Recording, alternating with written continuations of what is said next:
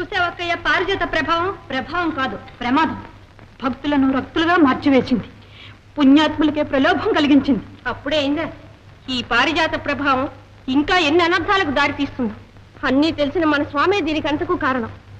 చెల్లి, ఏ పరమార్థం కోసం శ్రీవారు ఆడిస్తున్నారో ఈ నాటకం? మంచి నాటకమే.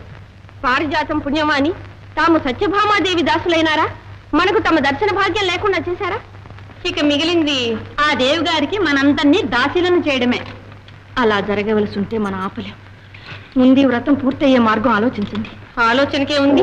ఇస్తున్నమ్మ వాయనం, పుచ్చుకుంటున్నమ్మ వాయనం. ఏ మాకివ్వకూడదా? అవును, ఎందుకు ఇవ్వకూడదు? రండి చెల్లెమ్మ. నేను వచ్చానమ్మా. మహా ఇల్లాలు రుక్మిణీదేవి తులసి వ్రతం చేస్తుందని విని వాయనం పుచ్చుకుందామని వచ్చాను. రెండమ్మా రండి. పెద్ద ముత్తేది ఎవరూ లేదే అని అనుకుంటున్నాం. సమయానికి దేవతలా వచ్చారు. వాయనం స్వీకరించి నన్ను ఆశీర్వదించండి. అంతకన్నానా తల్లి? స్వామి, మీకోసమే ఎదురు చూస్తున్నాను. ఆశ్రిత పారిజాతులైన తమను ఆ పారిజాత ఛాయలోని ఆ కుసుమాలతోనే పూజిస్తాను. దయచేయండి. ఈ వాయనంలో ఒక్కొక్క తులసి దళం 1000 పారిజాత కుసుమాలకు సమానం తల్లి. వాళ్ళ ఆశామోహాలు వెళ్ళబెట్టుకున్నారే గాని నీ వాసికేం లోటొచ్చింది? నీ భక్తి ప్రపత్తులు భామలకు మార్గదర్శకంగా చిరకాలం వర్ధిల్లి.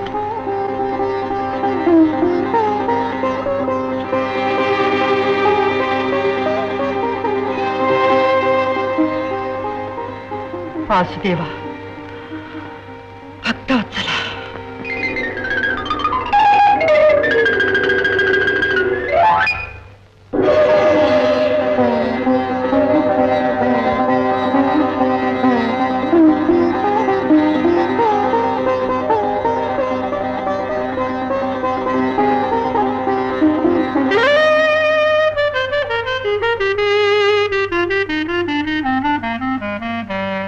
ఏమిటి మోసం?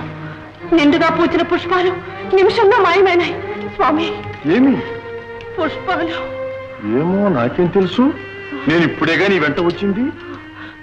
నళిని, నళిని, నళిని, అమ్మా, పుష్పాలన్నీ ఏమైనాయి? ఎవరి కోసం పోయారు? అంత సాహసం ఇంకెవరికి ఉంటుందమ్మా? ఘనంగా సాగిన మీ వ్రతాన్ని చూసి సహించలేక పట్టపుదేవి గారి పరిచారకలే కోసుకుపోయి ఉంటారు. అమ్మా అమ్మా, ఎవరో ముసలమ్మ రుక్మిణీదేవమ్మ గారు ఉద్యానం నుంచి వస్తూ ఉంటే చూశాను. ఆమె పళ్ళ నిండా పారిజాతం పూలినమ్మా. ఇదంతా ఆ దేవి గారి పన్నాగమేనన్నమాట. ఆమెకి ఎవరిచ్చిన స్వేచ్ఛ ఇది? తొందరపడ. చెప్పుడు మాటలు విని తగవులకు పోవడం మంచిది కాదు. అసత్యాలు ఆడవలసిన అవసరం పరిచారికులకేముంది? ఇదంతా ఆమె చేసింది, సందేహం లేదు. సత్య, నీవు భ్రాంతి పడుతున్నావేమో. ఆలోచించు. ఆవేశంలో పోగొట్టుకున్న మనుషులు ఆపదలో అక్కరకు రారు. నాకు ఆపద రాదు, ఆమె అక్కర రాదు.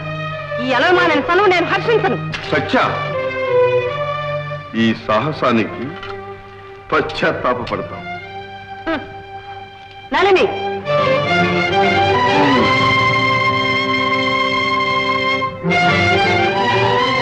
నా సోదరి, నీ రాకతో నా వ్రతం సంపూర్ణమైంది.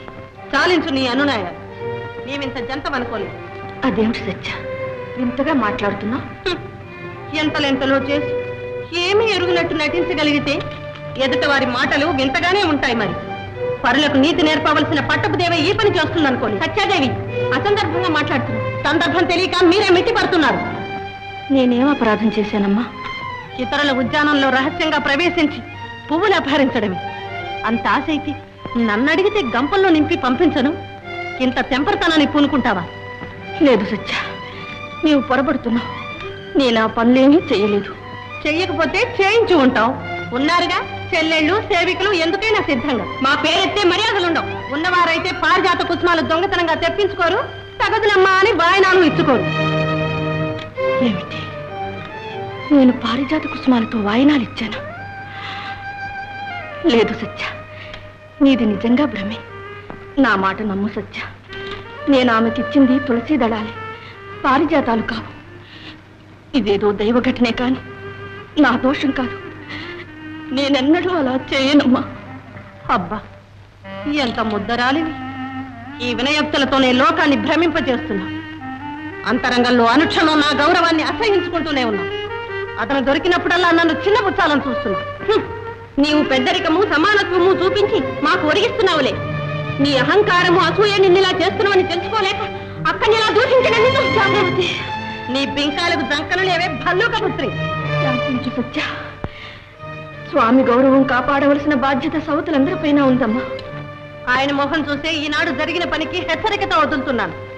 మరెన్నడైనా ఇలాంటి అక్రమ వ్యవహారం జరిగితే క్షమించను. నళిని,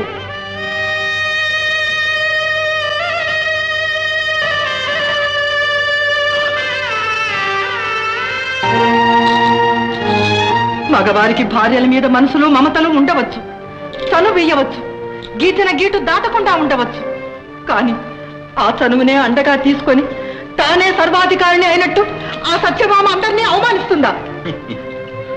నీవింకా పారిజాతాపహరణ గాథ మర్చిపోలేదా దేవి? తోడి కోడలు చేసిన పరాభవాన్ని అభిమానం గల ఏ ఆడది మర్చిపోలేదు. కానీ ఈనాటి బాధ అది కాదు. మహాలక్ష్మి వంటి రుక్మిణీదేవికి సత్యభామ చేసిన అవమానం తలుచుకుంటే నాకుంటే మరీ మండిపోతుంది. నా ఉపకార చింత ఆమెకు అపకారంగా పరిణమిస్తుందని నేనెన్నడూ అనుకోలేదు. తన తోటలో మాయమైన పారిజాత కుసుమాలు పట్టమైష అపహరించిందని నేరం మోపుతుందా? అంతరాలు మర్చిపోయి నానా దుర్భాషలు ఆడి అవమానిస్తుందా? ఆ స్వాతిశయానికి అత్యాచారాలకు అంతం లేదా? అంతరింప చేసే మార్గమే లేదా? అయిన వారు హర్షిస్తూ ఊరుకుంటారా? లేదు దేవి. త్రిలోక పరిపాలన బద్ధ కంకణుడైన ఈ దేవతాధీశ్వరుడు జీవితంలో ఎన్నో భయంకర రాజకీయ సమస్యలను ఎదుర్కొన్నాడు, పరిష్కార మార్గాలు గ్రహించాడు.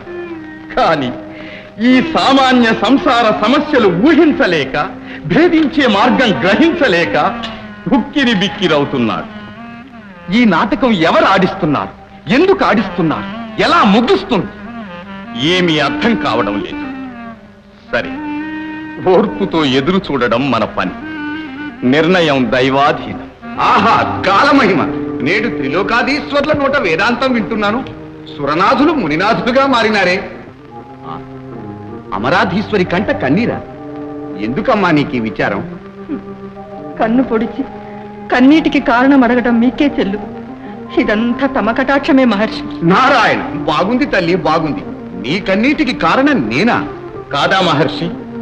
ఆ పారిజాత కుసుమాన్ని రుక్మిణీ సముఖంలో వాసుదేవునకు నీవు అర్పించకుండా ఉంటే సత్యభామకు ఆగ్రహం వచ్చేదా? అమరావతిపై దండయాత్ర చేసేదా? నారాయణ నారాయణ, ఆ పుష్పాన్ని సద్వినియోగం చేయమని మీరేగా ఇచ్చింది. చేశాను. సద్వినియోగం అంటే ఆ కుసుమాన్ని రుక్మిణీదేవికిచ్చి ఆమె సౌశల్యాన్ని ప్రశంసించమనే గాని సత్యభామాదేవిని కించపరచటం కాదు అంటారు, అంతేగా? నేను ఆ ఉద్దేశంతోనే వాసుదేవునికి అర్పించాను. ఆయన రుక్మిణీదేవి తల్లో అలంకరించాడు. అది చూసి సత్యభామాదేవి భగ్గుమంది. ఇదిగో, నన్ను అడిగితే ఇదంతా ఆ నల్లనయ్య కావాలని ఆడుతున్న నాటకం శచీదేవి. అయితే ఈ నాటకంతో మీకు సంబంధం లేదా? ఆ సత్యాదేవి గర్వం ఇలా వింఛపర్వతంలా పెరిగి ఆకాశాన్ని అంటుకోవలసిందేనా? పారిజాతం భూలోకంలో ఉండవలసిందేనా? విచారించకు శచీదేవి. ధర హెచ్చుట తగ్గు కొరకే. నీకు సంతోషం కలుగుతుంది, నీ కోరిక ఫలిస్తుంది. మనం ఏమి చేసినా విశ్వ కళ్యాణానికి. నారాయణ నారాయణ.